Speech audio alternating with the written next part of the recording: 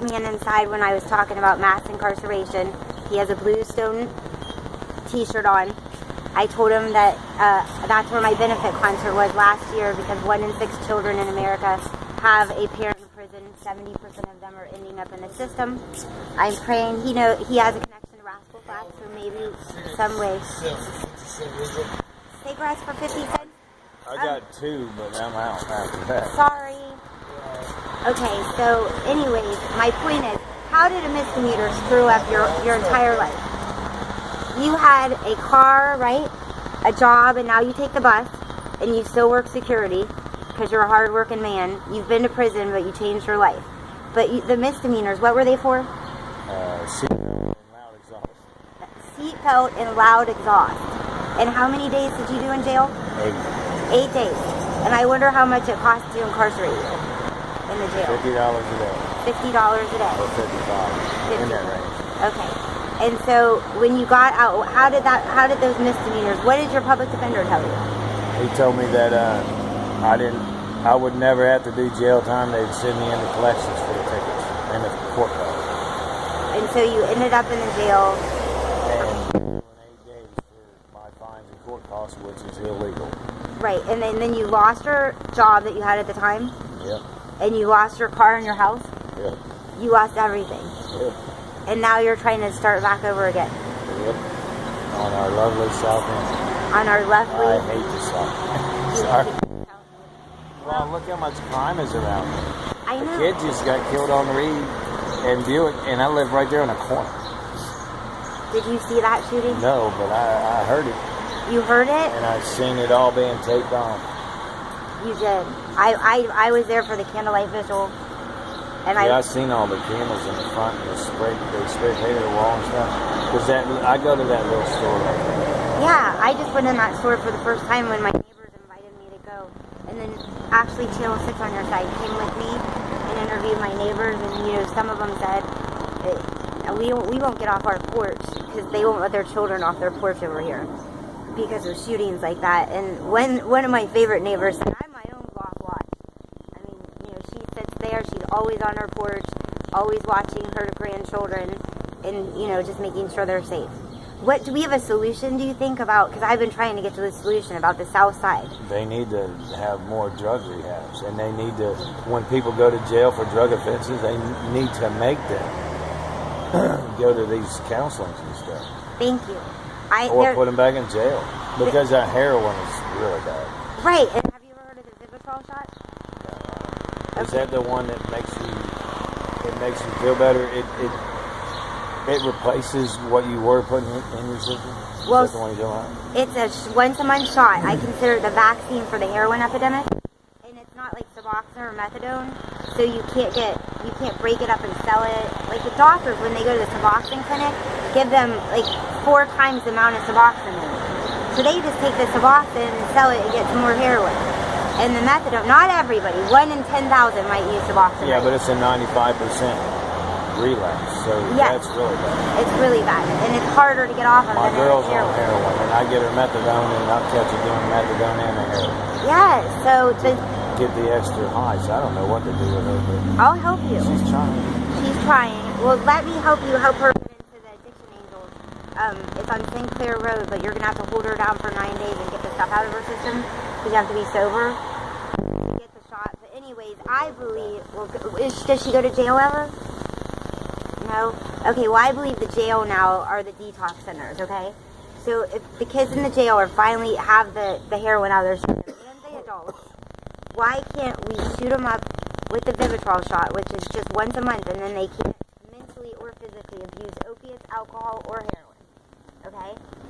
Because you can't legally hold them down and make them pay. Well, they'll sign up for it. It'll be a sign-up sheet, and I guarantee you, because I have inmates that call me all the time from the county jail to pray. They don't even know me, but they're passing my number around, and they go, please get us, as soon as we get out of jail, we go back to where we're from, and we cannot stay. They just, the drug is too powerful. Until learning to be sober becomes more normal than being high, and all the guilt and shame that they have, and they have to get out of them for all the bad shit they've done, the Vivitrol keeps them sober while they learn to forgive. That's over there on It's on Sinclair Road. It's called Addiction Angels of America. I have a couple of those over there. Yeah, I'm going to give you my information, and I'm going to give you the Addiction Angels card, okay? Thank you for sharing your story about how misdemeanors screwed up your entire, future. Well, no, it's what... Not your future, it's your what the county did. Because, see, I called a public defender on Tuesday night after, okay? I went to jail on the 7th, so it was like... It was a Tuesday. And I was getting sick and tired of getting told I didn't have a court date. So I called the public defender's office, and he said, "What are you doing?" He looked it all up. He said, "What are you doing?"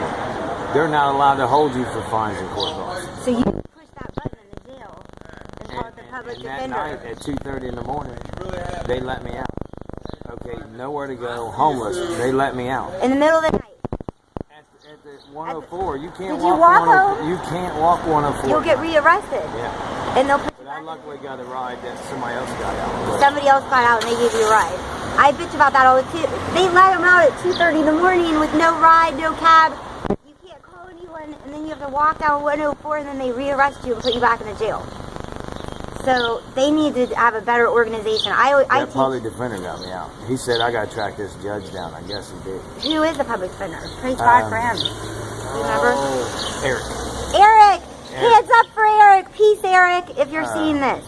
Way to go being a public defender. I said, do I need to know a last name? He said, no, they know me. So he said, just ask. He said, if you're in here tomorrow, call back and ask for Eric. See, in the jail, they do have a button you can push for public defender, but it takes forever, doesn't it? But you do get eventually through. There's 2 days, like Tuesday and Thursday, where you can push, and then you get through the public defender's office. I didn't have a court date. I didn't have an attorney. I mean, he helped me. He didn't have to. He didn't know me from Adam. I love him. I love him. I'm going to track him down and thank him. I'll find him somehow. I love people good in the justice system. Like somebody told me the other day, if everybody was bad in government justice system, we would all be, screwed. So there's got to be some good in the system, and you just said there is one. So thank you for that. Well, if it wasn't for him, I probably wouldn't have got out there. Right, so now you're going to rebuild your life. We're going to try to help your girlfriend get off of heroin, okay? It's not going to be easy, but there is no easy way out. But anyway, let me tell you the story about Rascal Flats. Oh, okay. I've known Wayne DeMarcus for a long time. I was on the bowling league with him. And he's from the Hootie and the Blowfish. Or no? Okay, go ahead. But I met him bowling on leagues. And we were bowling at Amos Center on Ennis. Yeah. And Friday night, bar. I mean, it's packed. I go down to the other bar because this one ain't open. I grab 2 beers instead of 1 because I don't want to keep having to go down there, right? Yeah. So I come back and it takes me 10 minutes to get to my table. Everybody is down at our table and I'm like, Wayne, what's going on? You couldn't hear a ball. You couldn't hear a pin falling. I mean, it was like everybody left, but everybody was still there. And I got to my table and said, Wayne, what's going on? He said, this is Jay from Rascal Flats and this is his wife. I forget. You look like a Barbie doll to me. No way! Remember Barbie doll back in the day with blonde hair? Yes, Barbie doll! And, I love the Barbie doll, the Barbie girl song. And I looked at Jay and I said, it's Rascal Flats, because I didn't listen to country that much. My wife did. So I called my wife and she said, oh my God, that's my favorite band. And Jay gave me an autograph on a napkin for her. And right before she passed, she got jaundice, where your liver backs up. Because I know very well about that. Pancreatic cancer. And they do a concert down there every year after the last day of the fair. And I know they go over to Dad's and practice. And I was, oh honey, we got to stop by Wayne's. I got to get some money. I was getting some money for the deck because I used to do a lot of work for him. Yeah. And we stopped by and it couldn't have been a better moment. Jay and the drummer were at the band getting equipment out. And we was in a little purple convertible my wife had. And I said, honey, get out. This is Jay. And she was stuck like... She was stuck like Chuck. She couldn't... And she got to meet him. She gave him a hug and everything. And right before, it was like a week later she passed. So I made her day. I was proud of it. You made her, that was like you live like you're dying, and you made a great, all of us should live like we're dying anyways every day. But That's 18 years of marriage. well, 18 years of marriage. Congratulations on Best that. time of my life. Oh, I'm gonna cry. Stop it. Okay, so I'm gonna give you my information. I have to go. My shirt says, "Do all things with love." Do you like it? I try to wear affirmation shirts. Okay, thank you for sharing your story. You're welcome. What's your name? Rick. Rick. Hands up for Rick. All right. Woo.